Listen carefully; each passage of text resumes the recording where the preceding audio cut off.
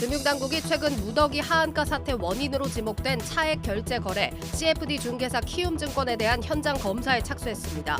폭락 직전 대규모 물량을 처분하면서 주가 조작 연루 의혹을 받고 있는 김익래 회장도 검사 대상에 포함됐습니다. 이창용 한국은행 총재가 미국의 긴축 사이클이 종료에 가까워졌다고 말했습니다. 하지만 한은의 연내 기준금리 인하 가능성에 대해서는 아직 시기상조라는 기존 입장을 다시 강조했습니다. 유럽중앙은행이 내일 통화정책회의를 열고 기준금리를 0.25%포인트 인상할 것으로 전망됩니다. ECB가 예상대로 금리 인상에 나선다면 우리나라와 유럽 간 기준금리는 사상 처음으로 역전됩니다.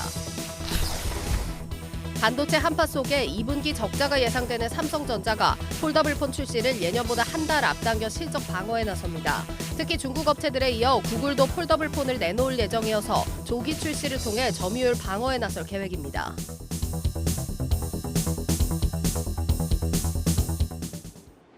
뉴스플러스 시작합니다.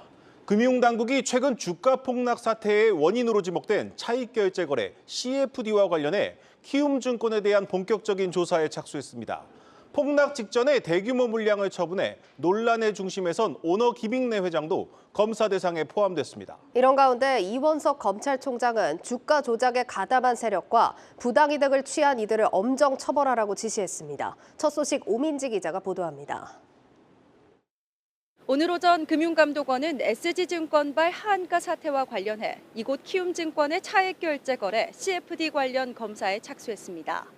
특히 검사에서 다우데이터의 주가 폭락 과정에서 이상 거래가 있었는지, 그리고 김익래 다우키움증권 회장의 이번 사태 연루 가능성을 살핀다는 방침입니다. 김 회장이 하한가 사태 직전 다우데이터 주식 140만 주를 블록딜로 처분한 사실과 관련해 시장 의혹이 있는 만큼 이번 주가 조작 세력과의 결탁 여부 확인도 불가피합니다. 그러니까 우선은 저희도 이제 그런 또 언론을 통해 가지고 나와 있는 부분들, 또 증권사와 관련된 얘기들이 또 흘러나오다 보니까 정확한 어떤 사실관계 확인이나 그런 부분들의 좀 필요성이 좀 있었습니다. 특히 이제 4월 24일 이제 전후로 이제 어떤 일이 키움증권 이제 CFD와 관련돼서 이제 어떤 일이 있었는지를 우선은 좀 정확하게 좀 이해하고 사실관계의 부분들을 좀 확인하는 부분들이 좀 그런 어떤 취지인 거고요.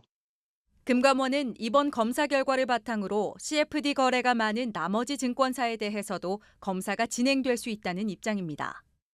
매매 주체가 드러나지 않는 특성상 SG증권 매매 내역을 확인할 필요가 있기 때문입니다. 키움증권 측은 이번 검사와 관련해 금감원 검사에 성실히 협조할 것이며 관련한 의혹이 하루빨리 해소될 수 있기를 바란다고 설명했습니다. 이에 앞서 지난 28일 황현순 키움증권 사장은 김 회장과 이번 폭락 사태는 아무런 관련이 없다고 강조한 바 있습니다. 근데 그거는 있을 수 없는 일이고 아주 우연이고 공교롭게도 이틀 후에 지금 이 주가 조작 세력에 의해서 촉발됐다고 하잖아요. 이원석 검찰총장도 자본시장에 대한 신뢰가 더 이상 훼손되지 않게 하라며 주가 조작 가담 세력과 부당이득 수혜자를 철저히 색출해 엄정하게 처벌하라고 지시해 대대적인 수사와 조사를 예고했습니다. 한국경제TV 오민지입니다. 반도체 한파 속에 2분기 적자가 예상되는 삼성전자가 폴더블폰 신제품 출시를 예년보다 빠른 7월로 앞당겨 실적 방어에 나섭니다. 특히 중국 업체들에 이어 구글도 폴더블폰을 내놓을 예정이어서 삼성은 조기 출시를 통해 폴더블 시장 점유율 방어에도 나설 계획입니다. 정재홍 기자가 취재했습니다. 삼성전자가 하반기 전략 상품 갤럭시 Z 폴드 5와 Z 플립 5 출시 일정을 앞당길 예정입니다. 신제품 공개 행사인 언팩 일정도 2에서 3주 정도 빨리 진행하는 방안을 내부 검토 중입니다. 지난해 8월 10일 행사를 진행했기 때문에 올해 언팩은 7월 넷째 주가 될 가능성이 높습니다. 통상 신제품 발표 이후 보름가량 시간을 두고 정식 출시된다는 점에서 7월 말 공개, 8월 중순 판매가 유력합니다. 이 경우 3분기에 신제품 판매 효과가 반영돼 삼성전자의 실적 방어가 가능합니다. 앞서 삼성전자는 갤럭시 S23 시리즈를 열흘 정도 앞당겨 내놨고 출시 한 달 동안 전작 대비 10% 이상 판매량이 늘면서 조기 출시 효과를 톡톡히 봤습니다. 그 결과 1분기 4조 6천억 원에 달하는 반도체 적자를 스마트폰이 메꿔주면서 전사 영업 손실을 피했습니다. 시장에서는 지난해 삼성전자가 폴더블 폰을 1,000만 대가량 판매한 것으로 추정합니다. 올해는 시장 규모가 더 커지면서 판매량이 20% 정도 늘어날 것으로 예상됩니다. 2023년에는 약 한 1,200만 대 수준으로 증가될 것으로 보고 있습니다. 오포와 비보 등 중국 제조사들이 내수 시장에서 벗어나 전 세계로 출시 국가를 늘리고 있고 구글까지 폴더블 폰 시장에 뛰어들고 있습니다. 중국을 제외한 전 세계 폴더블 폰 시장을 장악하고 있는 삼성전자로서도 안심할 수 없는 상황입니다. 삼성전자는 갤럭시 Z 플립 5의 외부 화면을 3인치 이상으로 키우는 등 제품 경쟁력을 앞세워 점유율 방어에 나설 방침입니다. 스마트폰 사령탑인 노태분 사장은 지난 2월 언팩 행사에서 폴더블 폰 시리즈도 지난해 대비 두 자릿수 성장을 자신했습니다. 반도체 적자 공포가 하반기까지 이어지는 가운데 실적 방어가 필요한 삼성전자가 폴더블 폰 조기 출시 카드를 꺼내들었습니다. 한국경제TV 정재홍입니다. 미분양 아파트가 1년 만에 감소세로 돌아섰지만 봄철 성수기를 맞은 분양시장은 잠잠한 모습입니다. 올해 초 부동산 대책 후속 조치가 국회에서 공전을 거듭하면서 아파트를 공급하는 건 건설사도 분양권을 사려는 수요자도 눈치만 보고 있는 상황입니다. 부동산부 방서우 기자와 자세히 알아보겠습니다. 방 기자, 미분양이 줄기는 했는데 이게 실제로 상황이 좋아진 게 아니라 분양을 덜해서 그런 거죠? 네, 일단 지금 벌써 5월이지 않습니까? 이 5월이면은 지금 봄에 막바지입니다. 통상 이제 봄은 분양 시장에서 성수기로 통하는데 지금 성수기 효과를 거의 누리지 못하는 상황이고요. 네. 실제로 지난달 전국 분양 예정 단지는 이제 27,400가구였는데 실제 분양이 이루어진 단지는 11,900가구로 계획 대비 40%밖에 나오지 않았습니다. 3월도 마찬가지입니다. 한 달 전 조사할 때만 해도 전국에서 2만 가구 가까운 분양이 쏟아질 거라고 예상을 했지만 막상 뚜껑을 열어보자 실제 공급은 60%에 불과했습니다. 지금 이달에는 지금 3만 가구 넘게 분양 계획이 잡혀 있다고는 하는데 더 일찍 분양하려다 못한 물량, 2월 된 물량이 포함돼 있고 그마저도 1.3 대책 이후 후속 법안이 통과되지 않으면서 3월이나 4월과 마찬가지로 계획보다 실제 분양되는 물량은 적을 가능성이 높습니다. 결국 건설사들 입장에서는 지금 봄 분양 성수기를 날린 셈입니다. 예, 그러니까 3월에서 4월 성수기로 갈수록 오히려 공급이 떨어지고 있는 모습이고 5월도 보니까 이제 여름 비수기가 오기 전에 밀어내는 물량이 좀 많아지는 것 같습니다. 왜 이런 겁니까?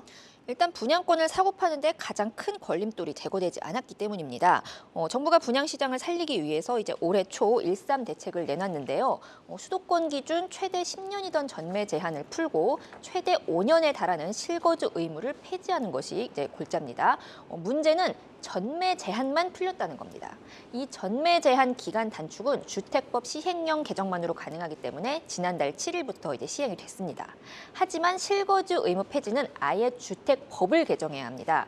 지난 2월 초 이제 관련 개정안이 발의된 이후 3월과 4월 국회 국토교통위원회 법안 심사 소위가 이제 두 차례가 열렸는데 다른 현안에 밀려서 이제 해당 개정안은 논의되지 않은 상황입니다. 이제 실거주 의무가 그대로 남는다면 투자 목적의 이제 분양권 거래는 이제 사실상 막히는 셈입니다. 전매 제한이 완화되면서 이제 입주 전 아파트를 이제 사고 팔 수 있게는 됐지만 실거주 의무 기간을 채우지 않으면 현행법을 위반하는 꼴이기 때문입니다. 이 때문에 아파트를 분양하는 건설사뿐 아니라 분양권을 거래하는 수요도 지금 잠잠해진 상황입니다. 지난 2월 4,100건을 웃돌던 전국 분양권 거래는 3월 3,700건, 4월 3,400건으로 점차 줄고 있는 상황입니다. 최근 들어서 이 전세 사기가 사회적 문제로 떠오르면서 이 실거주 의무 폐지에 대한 여론도 좀 악화되고 있습니다. 법안 통과 가능성이 더 안 좋아진 거 아닙니까? 예, 지금 원래도 이제 여야가 부동산 정책에 좀 상반된 입장이었기 때문에 좀 이런 법안 표류는 좀 예상된 수순이긴 했습니다. 하지만 이번만큼은 정말 좀 정책을 재고해야 할 정도로 문제가 커진 게 이제 실거주 의무를 폐지하면 갭 투자가 늘어날 수밖에 없다는 거죠. 예. 이제 갭 투자라는 게 이제 전세금과 매매가 차액만 내고 세입자가 사는 집을 매수하는 방식인 만큼 이제 전세 사기 수법으로 쓰일 수 있었던 것이고요. 따라서 이제 실거주 의무를 폐지하면 보증금 반환 능력이 없으면서도 임대를 목적으로 분양받은 집주인이 향후 보증금을 돌려주지 못하는 문제가 발생할 수 있다는 겁니다. 네. 이 때문에 주택법 개정안은 오는 10일 법안심사 소위에서 다시 논의될 예정이지만 국회가 전세 사기 피해 지원 특별법을 둘러싸고 좀처럼 합의를 보지 못하고 있는 현재 상황을 고려하면 더 미뤄질 가능성도 있습니다. 전세 사기 특별법만 하더라도 지난 1일에 이어 오늘도 이제 법안 소위 처리가 불발되면서 이번 주 내에 본회의 처리는 사실상 불가능해졌습니다. 이런 상황에서 10일 실거주 의무 폐지 논의를 하기는 쉽지가 않은 상황이고요. 실제로 이제 국토위 관계자가 주택법 개정안 처리에 대해서 시장 상황을 종합적으로 고려할 것이라면서도 관련 자료가 충분하지 않다는 의견이 있어서 조금 더 준비가 필요하다는 그런 입장을 전해왔습니다. 예, 그러면 지금 상황에서 실거주 의무만 없어지면 분양시장이 살아난다고 볼 수 있는 겁니까? 사실 걸림돌이 하나 더 있습니다. 바로 세금인데요. 현재 청약에 당첨된 뒤에 1년 이내에 이제 분양권을 팔면 시세 차익의 70%를, 2년 이내에 팔면 차익의 60%를 양도세로 내야 합니다. 여기에 이제 지방소득세 10%를 더하면 실제 부담은 최대 77%에 달하는 겁니다. 만약에 이제 1년 미만으로 보유한 분양권을 판매해서 시세 차익 1억이 발생한다면 지금 7,700만 원, 거의 8천만 원 가까운 돈을 세금으로 내야 한다는 뜻입니다. 예. 이 때문에 정부가 1년 미만으로 보유한 분양권의 양도세율은 45%, 1년 이상 보유분은 일반 세율로 과세하겠다고 이제 발표는 했지만 이 역시 법 개정 사안이라서 시행이 불투명합니다. 결국 시장 경착륙을 막기 위해서 과감한 규제 완화를 내걸었지만 후속 작업이 제대로 이루어지지 않으면서 시장 참여자들의 혼란만 키웠다는 지적이 나옵니다. 네, 잘 들었습니다. 부동산부 방서후 기자였습니다.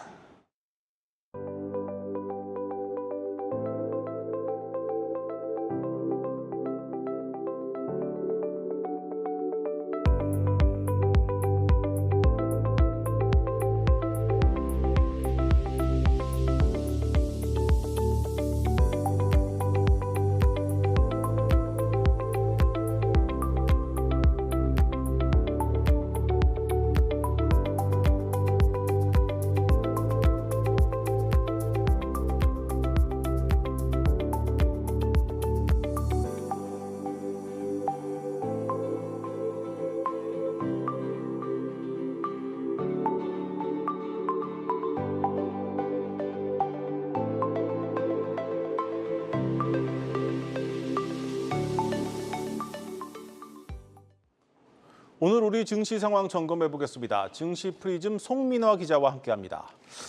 이 미국의 은행 위기가 길어질 것이라는 불안감이 좀 하루 늦게 온 것 같습니다. 코스피, 코스닥 모두 내렸는데 미 연준이 이제 기준금리를 더 올리면 이 같은 은행 위기가 또 올 수 있다. 이런 걱정인 것 같습니다. 네, 그렇습니다. 이를 반영하듯이 외국인과 또 기관의 그런 동반 매도세가 좀 이어지면서 코스피와 또 코스닥이 1% 가까이 그리고 1% 넘게 이렇게 하락하는 모습을 보였습니다. 전날 이 외국인과 그 기관의 쌍끌이 매수가 이어졌던 것과는 조금 반대 행보였습니다. FOMC 경계감과 또 은행 리스크 재부각에 따라서 투자 심리가 위축이 되면서 외국인 매물 출회가 좀 확대됐다라는 분석입니다. 이날 원달러 환율은 전일보다 3.9원 내린 1,338.2원에 장을 마쳤습니다. 네. 내일 새벽이면 미국 연준의 금리 인상안이 발표될 텐데 일단 베이비 스텝이 유력한 상황입니다. 근데 시장은 좀 금리 인상보다는 언제 긴축을 멈출 것인가, 파월 의장 발언에 좀 주목을 하고 있습니다. 네, 그렇습니다. 일단 시장에서는 이 FOMC가 0.25%포인트 이 금리를 좀 더 인상을 하면서 한미 간의 그 기준금리 차이가 현재 1.5%포인트에서 1.75%포인트까지 더 확대되는 것을 어떻게 보면 좀 기정사실화하는 분위기입니다. 네. 미 중앙은행인 이 연방준비제도는 우리 시간으로 내일 새벽 3시에 연방공개시장위원회, 그러니까 FOMC를 열어서 정책 금리 인상 폭을 발표합니다. 한국은행이 지난달 11일 금리를 동결을 했고요. 그리고 미국의 경우에는 지난 3월 연 5%에서 5.25%까지 이 기준금리가 올라간 그런 상황이다 보니까 역전된 금리 차이는 1.5%포인트까지 더 벌어졌던 건데요. 내일 미 금리가 0.25%포인트를 더 올린다면 한미 간의 그 역전된 금리 차이는 1.75%포인트까지 벌어지게 됩니다. 유례없는 이 금리 인상기였던 이 지난 2000년 5월과 10월 사이에도 1.5%포인트를 넘지 않았었기 때문에 지금껏 가보지 않았던 길을 가게 되는 셈입니다. 이 점이 국내 증시에 어떤 영향을 미칠지도 좀 주목을 해야 할 부분인데요. 증권업계는 대부분 이 국내 증시에는 별다른 영향을 미치진 않을 것이다라는 전망이 우세한 가운데 파월 의장의 앞으로의 발언에 좀 주목해야 한다라고 입을 모았습니다. 이경민 대신증권 연구원은 시장에서는 이번 금리 인상이 마지막이라고 예상을 하고 있는데 만약에 이 마지막이 아니다라는 시그널을 준다면은 변동성이 커지는 장이 더 열릴 것이다 라면서 6월 금리 인상 컨센서스가 변한다면 시장이 크게 움직일 수도 있을 것이다 라고 전망을 했습니다. 이진우 메리츠증권 투자전략팀장은 시장이 이미 이 금리 인상하는 것을 선반영했기 때문에 변화는 크지 않을 것이다 라면서도 SVB 사태로 인해서 연준의 입장이 매파적으로 바뀔 가능성을 좀 주목해야 한다라고 언급을 했습니다. 특히 미 경기 악화 조짐까지 겹친다면 국내 증시에서 외국인 자금이 빠져나가는 불리한 상황이 연출될 수도 있다라고 지적을 했습니다. 네. 이번에는 삼성전자 얘기 한번 해보겠습니다. 삼성전자가 2009년 글로벌 금융위기 이후 14년 만에 최악의 성적표를 내놨지만 증권사들은 목표 주가를 줄줄이 올리고 있습니다. 좀 이게 갈 길은 조금 멀어 보이는데 결국 이제 반등한 일만 남았다. 뭐 이런 기대감 때문이겠죠? 네, 맞습니다. 그런 기대감으로 인해서 이제 증권업계가 이 삼성전자의 목표 주가를 8만 원대로 줄줄이 좀 상향을 하고 있습니다. 기존 8만 원대를 지지했던 곳은 8만 원 중반까지 이렇게 높여 잡는 상황인데요. 반도체 실적이 바닥을 찍었음을 확인했다라는 평가가 나오고 있는 겁니다. 오늘 종가를 기준으로 삼성전자는 전 거래일보다 0.46% 떨어진 6만 5,400원에 장을 마쳤습니다. 어제까지 영업일 기준으로 4거래일 연속으로 상승 흐름을 보이다가 잠시 쉬어가는 모습이었습니다. 삼성전자가 최근 14년 만에 이 최악의 성적표를 내놨지만 향후 이런 실적 기대감이 더 크게 작용한 것으로 풀이가 됩니다. 증권사별로 목표 주가를 좀 한번 살펴보면요. KB증권이 8만 5천 원으로 올려 잡았고요. 네. 그리고 하이투자증권은 8만 4천 원. 그리고 7만 8천 원을 제시했던 유진투자증권은 8만 2천 원으로 목표 주가를 상향했습니다. 특히 IBK증권과 또 유안타증권은 삼성전자의 9만 원 복귀도 내다보기도 했습니다. 최도현 SK증권 리서치센터장은 이 역대급 속도의 가격 하락과 또 역대급 재고자산 평가 손실 기반 반영, 그리고 감산에 의한 역대급 공급 축소와 같은 매우 특이한 그런 사이클 속에서 메모리 가격의 반등이 없더라도 U자형의 그런 가격 반등이 예상이 된다라고 기대를 하고 했습니다. 이승우 유진투자증권 연구원은 이 감산 효과로 메모리 반도체 시황이 최악을 지나고 있다면서 마찬가지로 삼성전자가 여전히 기술 주도권을 쥐고 있다는 점을 증명을 하면은 주가는 더 오를 것이다라고 진단을 했습니다. 네. 다음 소식으로 넘어가 보겠습니다. 앞서 주가 폭락 사태와 관련해서 당국이 본격적인 조사에 나섰다는 내용을 다뤘는데 이 하한가 8개 종목 오늘도 대부분 떨어졌습니다. 네, 그렇습니다. 8개 종목 가운데 삼천리와 다올투자증권을 제외한 나머지 종목은 오늘도 파란불을 켰습니다. 이런 상황에서도 이 개인 투자자들의 매수세가 이어지면서 하한가 종목들의 이 높은 반등을 기대하는 정말 아슬아슬한 투자가 이어지고 있는 건데요. 이 내용은 정호진 기자가 취재했습니다. 개인 투자자 A씨는 최근 하한가가 이어진 서울가스, 다우데이터 등의 주식을 매수했습니다. 하한가 종목의 반등을 기대하는 이른바 핫다 투자 전략인데 A씨는 근거 있는 매수였다고 설명합니다. 오늘 하한가 맞았으니까 내일 올릴 거라고 하면 이제 특기가 되니까 엄청나게 많은 물량을 사는 거 보면서 얘네가 하한가를 이제 물량을 다 받으면서 위로 올리려고 하는구나라고 하고 그걸 보고 이제 저는 들어갔죠. 이처럼 높은 위험을 안고 시장에 뛰어든 개인 투자자는 A씨뿐만이 아닙니다. 이른바 SG 8종목의 하한가 랠리가 시작된 이후 개인 투자자들의 순매수 규모는 이미 3천억 원을 넘어섰습니다. 하지만 삼천리, 다올투자증권을 제외한 6개 기업은 지난 28일 하루 반짝 반등한 뒤 다시 하락세를 이어가고 있습니다. 전문가들은 해당 기업들의 주가가 크게 내려앉긴 했지만 반등을 꾀하기엔 여전히 하락 위험성이 크다고 경고합니다. 폭락 8번 했지만 80% 내렸지만 과거에 비해서는 10배나 올랐기 때문에 아직도 좀 위험하다. 급등하고 급락한 종목은 언제든지 다시 또 추락할 수 있기 때문에 굉장히 위험하고 한 증권사 연구원도 해당 기업들의 장기적인 성장성과 산업 내 입지를 고려한 신중한 투자 판단이 필요하다고 조언합니다. 리스크 대비 리턴이 상대적으로 좀 적어 보이는 게 사실입니다. 또한 해당 기업들은 노속한 산업의 중장기적 성장성 및 산업 내 입지를 감안했을 때 성장 동력의 부재로 인해서 단기적인 주가 상승은 좀 제한적으로 판단되지 않나라고 저는 생각합니다. 결국 단기간에 수익을 거두고 나오려는 욕심에 얻는 것보다 잃는 게 더 많은 투자가 될 수 있다는 설명입니다.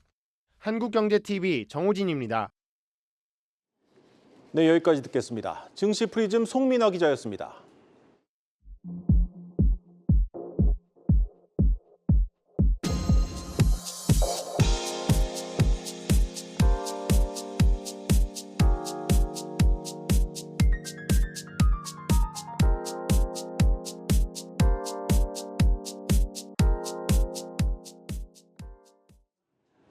원달러 환율이 연일 고공행진을 이어가고 있는 가운데 오늘 이창용 한국은행 총재가 한 외신과의 인터뷰에서 미국의 통화 정책을 고려할 때 원화 약세 압력은 약해질 것이라는 전망을 내놨습니다.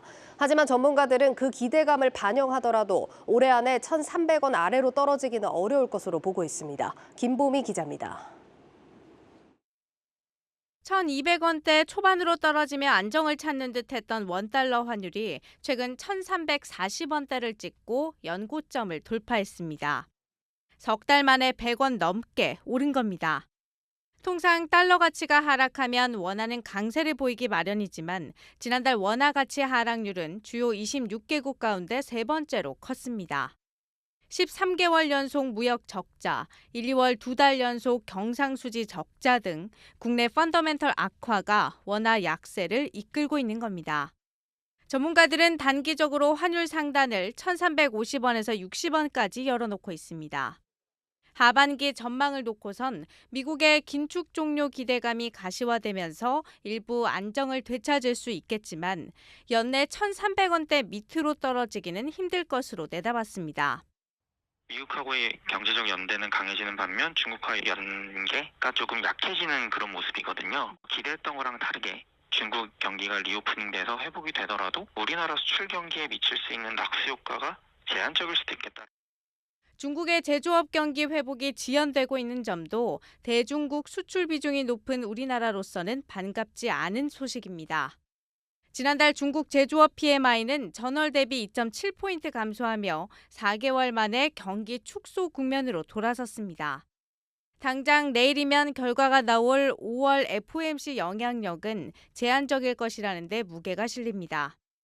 연준은 한 번 더 움직이는 거를 가정하고 있었기 때문에 역전 폭이 더 확대됐다고 해가지고 환율이 더 틀 것 같지는 않고요. 이미 그러한 것들을 어느 정도는 지금 환율 레벨에 반영되어 있는 생각보다 달러 원의 흐름과 한미 금리차의 흐름 간의 상관관계가 높지 않습니다. 외국인들 입장에서 생각했을 때는 한미 금리차에 따른 어떤 재정 차익 거래 같은 것들이 주를 이루는 게 아니라 국내 기업들의 성장성이라든지 미래 발전 가능성에 따라서 베팅을 하고 있는 거기 때문에 시장의 우려와는 달리 한미 금리차가 1.75%포인트, 사상 최대치로 벌어진다 하더라도 환율 급등 가능성은 낮다는 의견입니다. 한국경제TV 김보미입니다. 최근 국내 증시를 뜨겁게 달구고 있는 종목을 꼽으라면 단연 2차전지, 그중에서도 양극재를 꼽을 수 있겠습니다. 하지만 또 다른 배터리 핵심 소재인 음극재, 특히 동박 사업을 하는 기업들의 주가는 유동 맥을 못 추고 있습니다.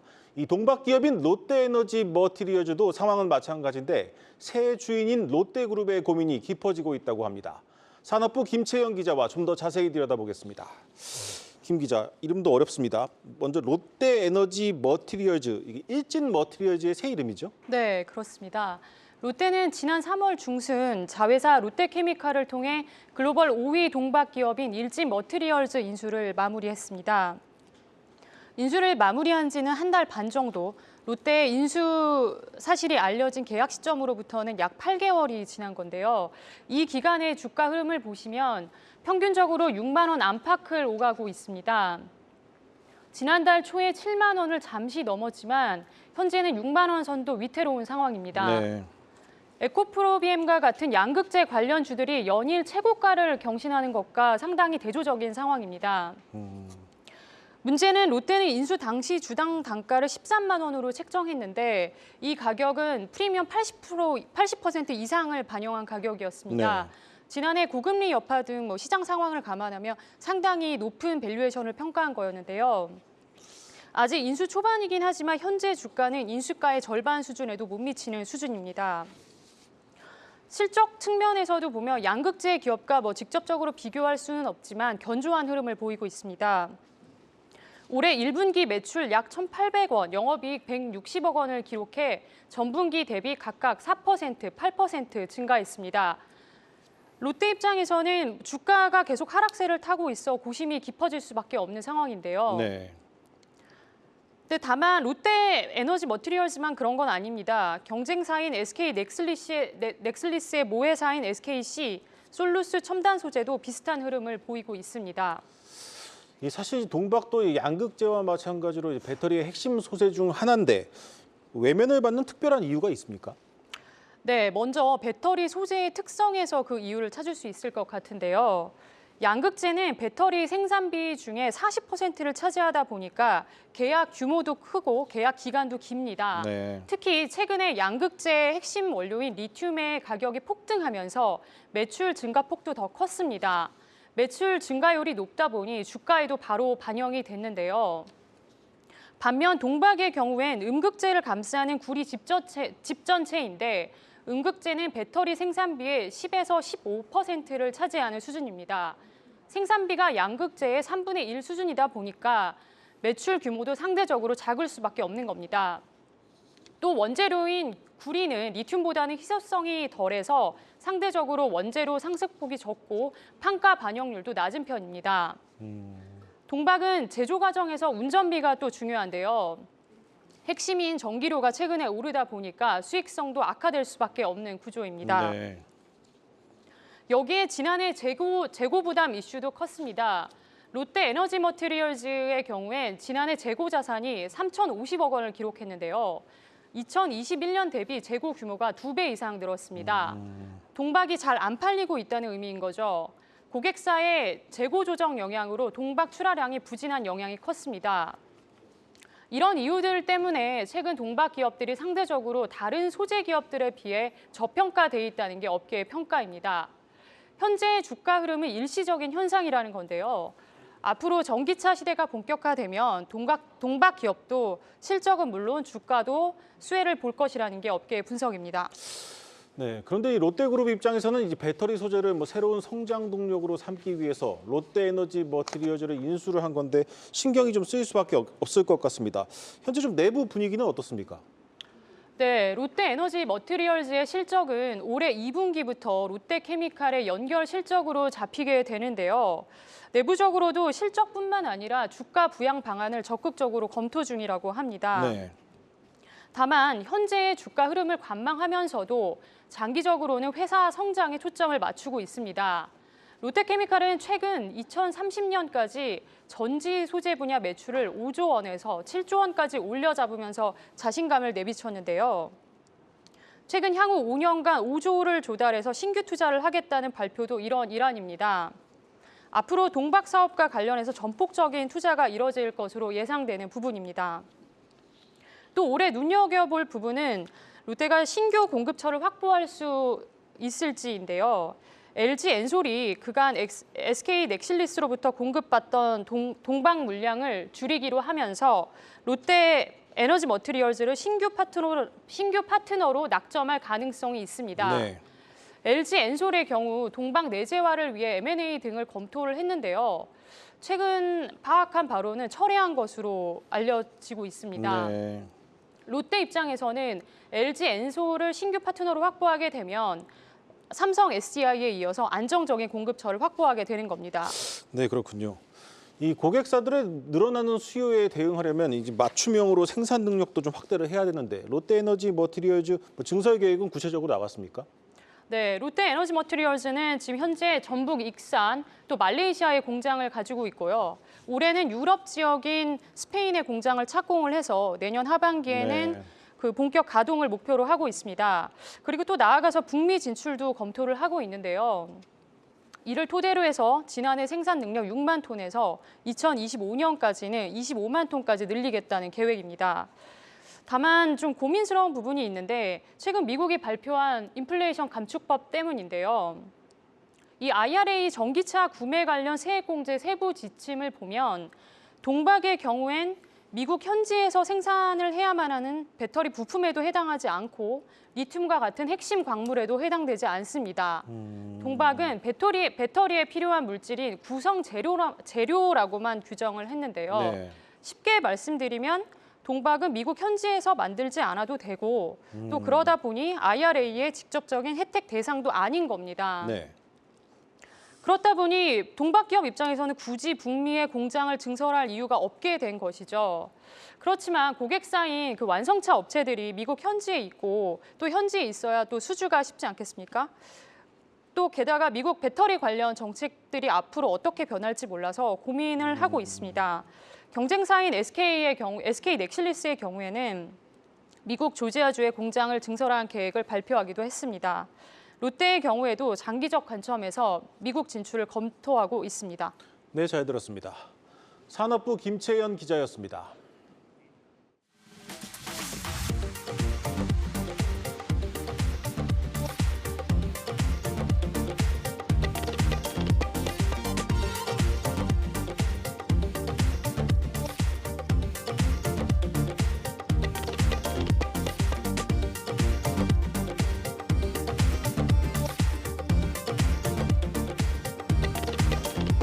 내일부터 프랑스 파리로 가는 여정을 시작으로 전 세계 곳곳에 2030 부산 세계 박람회 유치 역량과 의지를 알리는 막중한 임무를 수행하게 될 것입니다.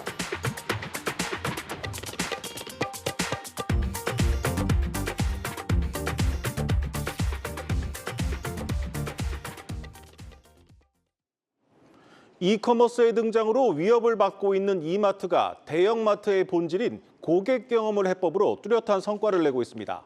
매장 면적은 반으로 줄이는 대신 고객들이 체험할 수 있는 공간은 배로 늘렸습니다.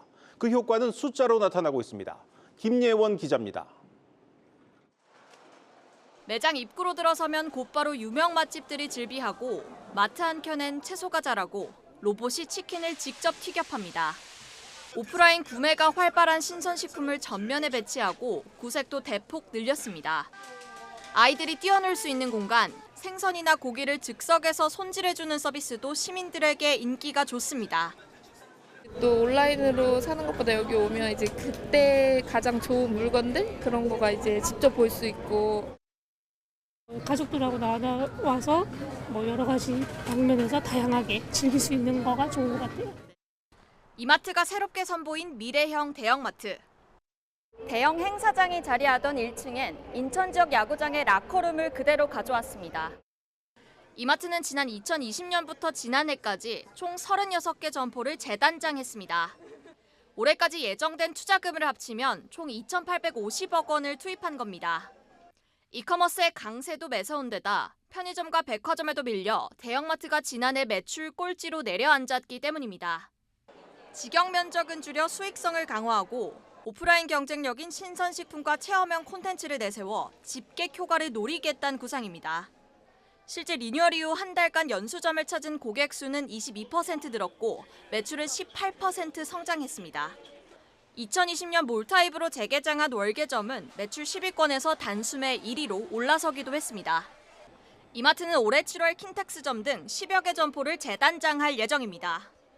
이날 현장을 찾은 정용진 신세계그룹 부회장은 오프라인 매장에 대한 투자를 더욱 늘릴 계획이라고 밝혔습니다. 온라인이 중요하다고 해서 오프라인이 절대로 중요하지 않은 건 아닙니다. 그래서 오프라인도 그 온라인과 경쟁을 하면서 살아남기 위해서 많은 변신이 필요하고요. 그리고 또 오프라인 매장 중에서도 압도적인 마켓시어를 유지하기 위해서 저희가 좀 이렇게까지 바꾼 거는 최소한의 투자라고 생각해 주십시오. 앞으로 더 많은 투자가 진행될 예정에 있습니다.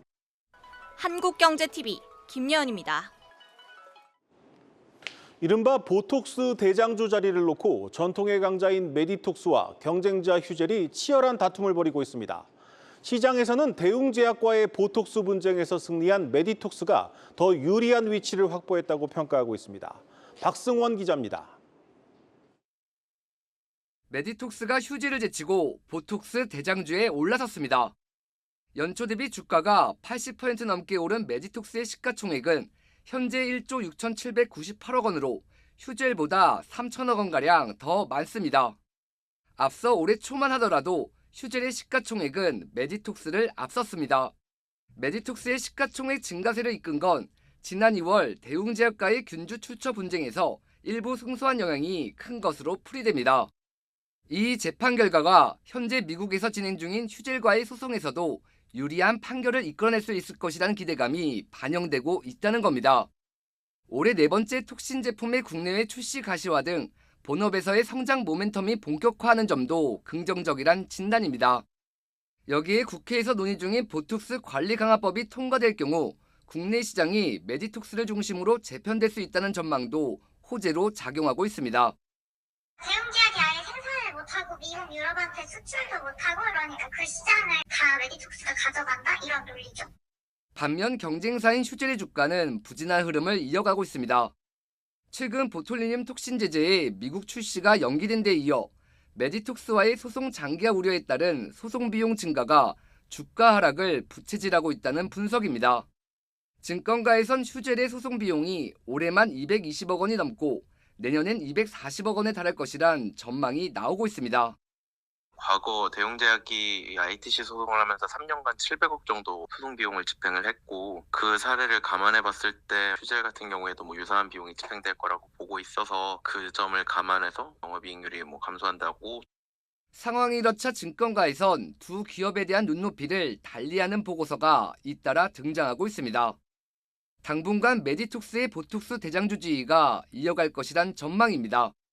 한국경제TV 박승원입니다.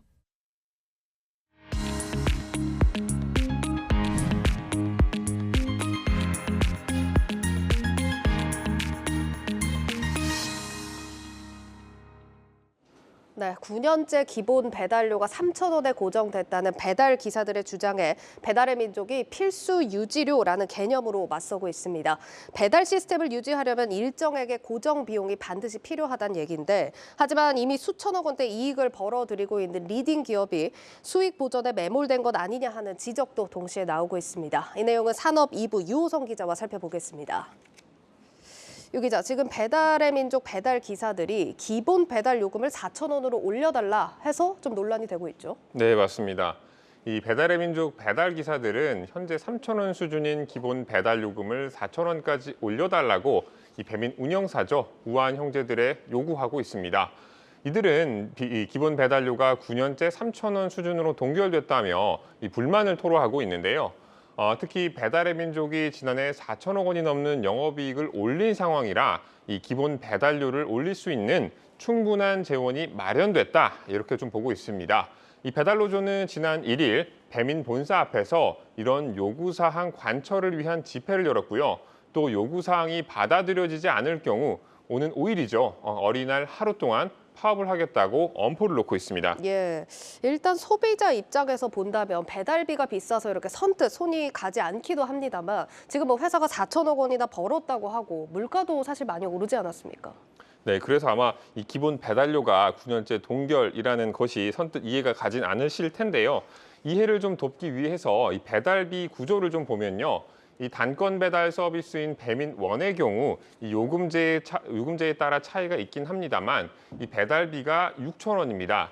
이걸 소비자와 점주가 3,000원씩 나눠내는 게 일반적이고요. 이렇게 낸 6,000원을 배달 기사들이 가져갑니다. 이 배달료가 3,000원이 지급이 되고 이 나머지 3,000원은 거리, 날씨, 배달 수요 등에 따라서 차등 지급되는 구조입니다. 때문에 할증이 없는 배달의 경우엔 3,000원만 지급이 되기도 하는데 이게 9년째 동결되고 있으니까 이걸 올려달라고 주장하고 있는 겁니다. 네. 반면에 회사 측은 이 6,000원 배달비는 오로지 배달 시스템의 유지, 그러니까 이 라이더에 지급되는 배달 비용 등에 쓰고 있다라고 주장을 하고 있거든요. 예. 이 거리나 기후 할증 또 프로모션 등의 비용으로 이 기사들에게 다 지급한다는 얘기입니다. 그래서 이 기본 배달료를 올리게 되면 어쩔 수 없이 소비자들이 내는 배달비를 인상할 수밖에 없다. 이렇게 좀 맞서고 있습니다. 네. 그러니까 지금 배달 기사에 지급이 되는 배달 요금은 점주 그리고 소비자가 낸 배달비로 받은 부분에서만 충당을 하는 거고 배달의 민족이 여기서 가져가는 건 없다는 얘기인 거네요. 네, 맞습니다. 그러면 이제 그 수익은 어디서 내는지 또 궁금하시잖아요. 예. 이 배민의 운영사인 우아한 형제들은 자신들은 건당 6.8%의 수수료만 받고 있어서 이 배달비로 벌어가는 수익이 전혀 없다고 밝혔습니다. 이 배달 중개 사업자니까 중개 수수료만 받는다는 겁니다. 네. 이 대부분의 매출은 일반 중개 서비스인 일반 중개 수수료에서 실제로 나오고 있고요. 또 광고비나 장보기 서비스인 비마트로도 이익을 내고 있다. 이렇게 설명하고 있습니다. 그렇군요. 네, 앞서서도 얘기를 했지만 그동안 물가가 많이 치솟기도 했고 9년간 지금 기본 배달료가 동결이 됐다고 하니까 올려달라는 주장이 아예 일리가 없는 얘기는 아닌 것 같습니다만 소비자 입장에서 보자면 사실 배달비 부담으로 이어지는 상황이 또 달갑진 않아서 좀 어려운 사안인 것 같거든요. 이런 지금 배달비 갈등이 앞으로 어떻게 전개될 걸로 보입니까? 일단 이 기본 배달료 인상에 대해서 이 기본 배달료 인상을 해달라 이런 요구에 대해서 회사 측은 교섭안을 이 노조에 전달했으나 노조 측이 이를 받아들이지 않고 있는 상황이라고 밝혔습니다. 예. 이 아직 교섭이 진행 중인 터라 이 교섭안에 어떤 내용이 담겼을지 구체적으로 공개하고 있지는 않지만 이 기본 배달요금 4,000원 인상은 받아들여지지 않을 것으로 그런 전망이 되게 많이 있습니다. 이 때문에 갈등이 지속될 수밖에 없어 보이고요. 이런 가운데 일각에서는 배민이 독점적 지위에 있는 배달 플랫폼이 된 만큼 여러 가지 사회적 책임에 더 노력할 필요가 있다는 지적이 나오고 있습니다. 이 중개사업자에 불과하니까 배달 기사에 지급되는 배달 요금은 음식점주와 소비자들이 분담한 6,000원에서 해결해야 한다. 이런 입장에 변화가 필요하다는 얘기인데요. 예. 전문가 이야기를 좀 들어보시죠. 시장의 파이가 커진 거는 배달의 민족의 역할이 물론 크지만 배달의 민족의 역할만 컸다고 볼 수는 없거든요. 그 시장을 지속적으로 발전시키기 위해서 배달의 민족이 업계 1위고 이 시장을 리딩하는 어떤 그룹이었다면 리딩하는 그룹의 역할에 맞게 기업에서 발생시킨 소득에 대해서 재분배하고 또 그 재분배한 걸 바탕으로 지속적인 발전 방안을 모색하는 게 저는 타당하다고 생각합니다. 아울러서 이 배달 노조도 이 파업을 무기 삼을 것이 아니라 대화와 타협을 통해 문제를 풀어야 한다는 지적이 함께 나오고 있습니다. 특히나 지금처럼 배달 산업이 침체기로 접어드는 상황에서는 더더욱 조심해야 한다는 의견입니다. 인하대학교 이은희 교수입니다. 노조 측도 가격을 인상을 요구를 할 때는 호황이거나 확대가 되거나 그럴 때는 좋은데 지금은 주문이 줄어들고 있고 앞으로도 줄어들 거라고 다 예상이 가능하잖아요. 가격 인상을 요구하는 시점이 저는 너무 타이밍이 안 좋다. 네, 여기까지 듣도록 하겠습니다. 산업 2부 유호성 기자였습니다.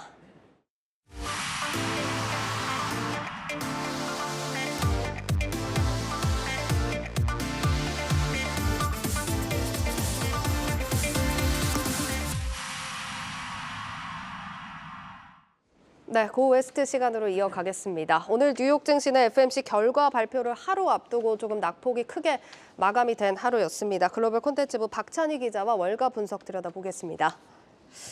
박 기자, 일단 간밤 뉴욕 증시 흐름부터 좀 짚어주시죠. 네, 간밤 미국 증시는 5월 FOMC 결과를 기다리면서 관망세가 좀 나오는 듯했지만 장중 매도세가 좀 확대되면서 1%대 하락 마감했습니다. 이번 FOMC에서 연준이 기준금리를 또 올린다면 은행 리스크가 더 확대될 수 있다는 우려에 투자 심리가 위축된 건데요. 또 미국의 3월 구인 건수가 2년 만에 최저치를 기록하면서 고용 둔화를 시사한 점도 악재로 작용했습니다. 이런 가운데 전날 급락세를 보였던 미국의 지역은행들이 또다시 큰 폭으로 내렸습니다. 전날 10% 급락했던 패그웨스트 뱅코프가 30% 가까이 하락했고 뉴욕의 메트로폴리탄 뱅크는 20%나 빠졌습니다.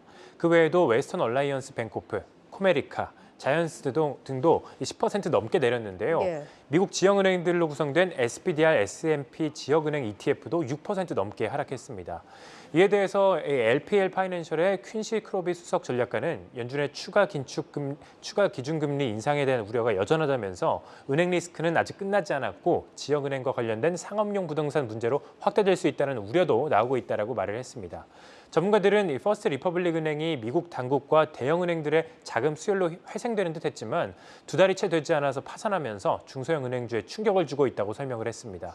퍼스트 리퍼블릭 은행은 이 후폭풍은 대형 은행주까지 전해졌는데요. 전날 퍼스트 리퍼블릭 은행 인수 소식에 강세를 보였던 이 JP모건은 하루 만에 1.6% 떨어졌고 골드만삭스는 2%, 뱅크 오브 아메리카와 웰스파고도 3%대 하락했습니다. 예, 지금 은행권 리스크에 더해서 이제 내일 새벽 FOMC 회의 결과가 발표가 됩니다. 5월 회의 어떤 부분을 중심으로 좀 살펴봐야 될까요? 네, FOMC 결과는 현지 시간 3일 오후 2시, 우리 시간으로는 내일 새벽에 발표가 되는데요.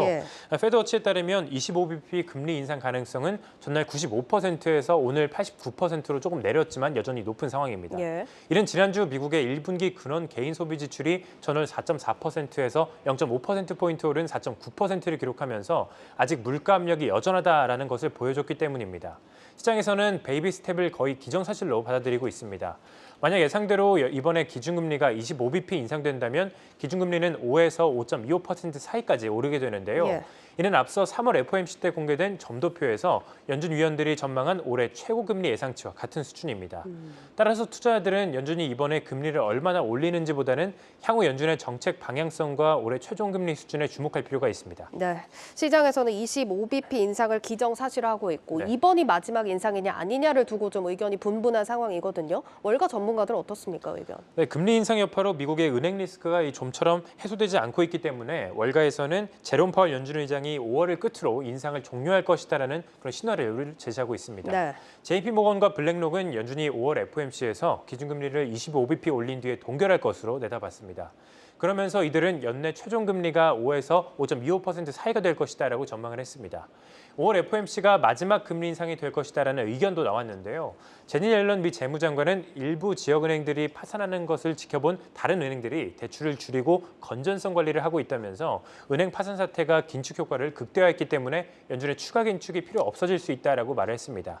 다만 전문가들은 다음 달 13일 열리는 6월 FOMC 회의 직전에 5월 소비자 물가지수 등 중요한 물가지수가 발표되기 때문에 만약 연준이 5월 물가지표에서 인플레이션 둔화를 확인하지 못한다면 6월 FOMC에서도 긴축 정책을 이어갈 수 있다라고 지적을 했습니다. 네, 더 이상의 인상은 없더라도 연내 인하를 예상하기엔 아직 이르다는 그런 분석입니다. 알겠습니다. 5월이 금리 인상 사이클 종료 기점으로 또 많이 거론이 되는 만큼 이번 결과 발표 이후의 시장의 흐름과 나오는 전문가들 의견 또 체크를 하셔야겠습니다.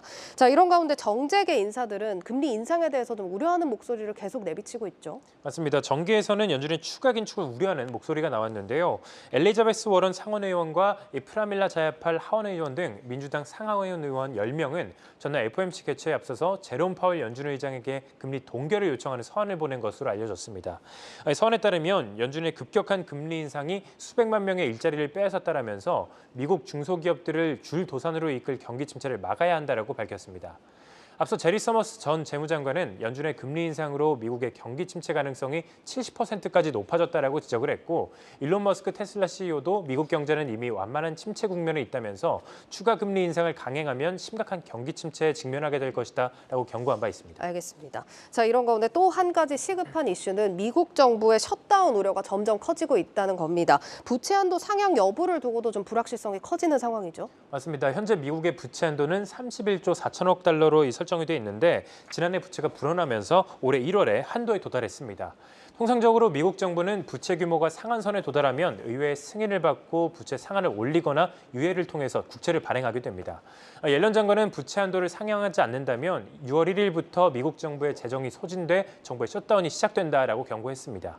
이에 대해 앞서 공화당 소속의 케빈 메카시 하원 의장이 부채 한도를 약 1년간 1조 5천억 달러 증액한다는 계획을 발표했는데요. 외신들은 이 법안이 민주당이 다수인 상원에서 부결될 가능성이 크고 만약 통과되더라도 조 바이든 대통령이 거부권을 행사할 가능성이 높다라고 내다봤습니다. 이런 가운데 미국 정부가 셧다운될 경우 연준이 금리 인하에 나설 것이다라는 주장도 나오기도 했습니다. 뱅크 오브 아메리카는 양당의 부채 한도 협상 실패로 인한 경제적 피해는 연준이 금리를 조기로 인하하거나 혹은 대폭 인하하면 상쇄될 수 있다라고 분석을 했습니다. 그러면 부채 한도 협상에 실패하게 돼서 셧다운에 들어가게 된다면 우리 금융시장이 이제 어떤 충격을 받게 될까요? 네, 과거 사례를 통해서 살펴보도록 하겠습니다. 지난 2011년도에 이 미국 부채 상향 협상이 교착 상태에 빠진 적이 있었는데요. 이때 신용평가사 S&P는 미국의 신용 등급을 최고 등급이었던 AAA에서 AA로 하향 조정한 바 있습니다. 이에 따라 금융시장이 충격에 빠졌었는데요. 당시 미국 정부 셧다운으로 S&P 500 지수가 3개월 만에 15% 넘게 급락하기도 했습니다. 특히 미국 정부의 지출과 연계된 방산, 헬스케어 기업들의 낙폭이 특히 더 컸습니다. 예. 자, 끝으로 유럽 소식도 좀 간단하게 체크를 하고 마무리를 하겠습니다. 내일 ECB도 이제 통화정책 회의가 예정이 돼 있는데 네. 시장에서는 결과 어떻게 예측을 하고 있을까요? 네, 우리 시간으로 내일 밤 9시 45분경에 ECB 통화정책회의 결과가 발표되는데요.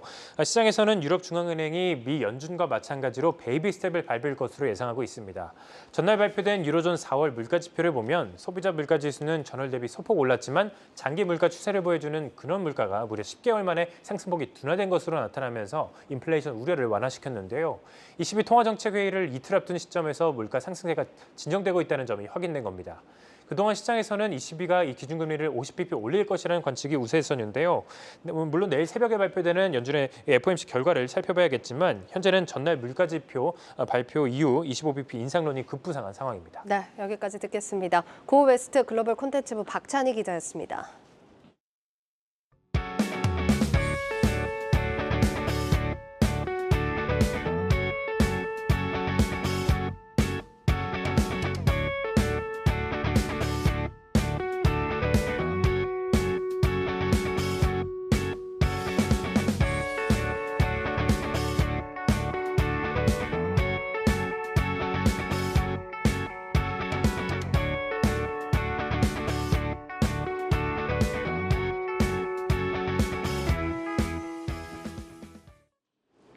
내일자 한국경제신문 미리 살펴보겠습니다. 첫 번째 기사입니다.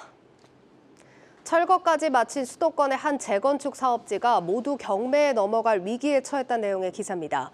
업계에 따르면 남양주 진주 아파트는 5년 전보다 공사비가 55%나 치솟으면서 사업이 전면 중단돼 1,100여 가구가 이르면 이달 중 경매로 넘어갈 위기에 처했습니다. 원자재 값과 인건비 인상 등으로 최근 1년 새 공사비가 30% 이상 뛰면서 조합과 건설사 간의 갈등이 확산하고 있습니다. 공사비 갈등이 수면 위로 불거지면서 주택 공급 차질을 우려하는 목소리가 커지고 있습니다. 다음 기사입니다. 이창용 한국은행 총재가 시장에서 제기되는 연내 기준금리 인하 가능성에 선을 그었다는 내용의 기사입니다. 이 총재는 오늘 한 외신과의 인터뷰를 통해 물가가 떨어지긴 했지만 한은 목표치 이상이고 근원 물가도 여전히 높은 수준이라며 이같이 밝혔습니다. 이 총재는 미국 연준의 금리에 대해서는 몇 번 더 금리 인상이 있을 수 있지만 선진국 긴축 사이클은 종료에 가까워지고 있다고 밝혔습니다. 한편 글로벌 신용평가사 스탠다드푸어스가 올해 우리나라의 경제 성장률 전망치를 1.4%에서 1.1%로 낮췄다는 내용까지 전해드립니다. 뉴스플러스 오늘 준비한 순서는 여기까지입니다. 시청해주신 여러분 고맙습니다.